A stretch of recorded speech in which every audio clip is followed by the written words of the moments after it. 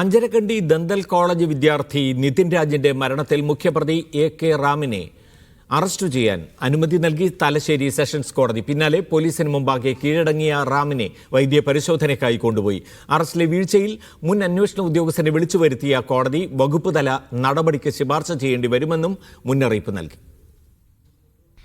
നിതിൻ രാജിന്റെ മരണത്തിൽ പ്രതി doctor MK. റാമിനെ വീണ്ടും അറസ്റ്റ് ചെയ്യണമെന്ന അന്വേഷണ സംഘത്തിന്റെ അപേക്ഷ പരിഗണിച്ചപ്പോഴാണ് കോടതി ഇന്ന് ഡിവൈഎസ്പി സുധീർ കല്ലനെ വിളിച്ചുവരുത്തിയത്. അറസ്റ്റ് ചെയ്തതിലെ വീഴ്ച സംബന്ധിച്ച കാര്യങ്ങൾ കോടതി ചോദിച്ചറിഞ്ഞു. വാക്കാൽ ഇക്കാര്യം അറിയിച്ചിരുന്നുവെന്നും രേഖാമൂലം അറിയിക്കുന്നതിൽ വീഴ്ച പറ്റി എന്നുമായിരുന്നു ഡിവൈഎസ്പിയുടെ വിശദീകരണം. അറസ്റ്റ് രേഖപ്പെടുത്തുന്നതിൽ അന്വേഷണ സംഘത്തിന് വീഴ്ച പറ്റിയെന്ന പ്രോസിക്യൂഷനും കോടതിയെ അറിയിച്ചു. എന്നാൽ ഡിവൈഎസ്പിയെ കോടതി രൂക്ഷ ഭാഷയിലാണ് വിമർശിച്ചത്. വിശദീകരണം തൃപ്തികരമല്ലെങ്കിൽ വകുപ്പ് തല നടപടിക്ക് ശുപാർശ ചെയ്യേണ്ടി വരുമെന്ന് കോടതി മുന്നറിയിപ്പ് നൽകി.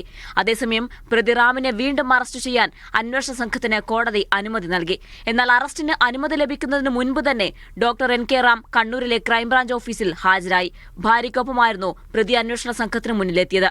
മുൻ അന്വേഷണ ഉദ്യോഗസ്ഥരായ ക്രൈംബ്രാഞ്ച് എസ്.പി. വേണുഗോപാലും ഡിവൈഎസ്പി സുധീർ കല്ലനും നാളെ ഹൈക്കോടതിയിൽ ഹാജരാകും.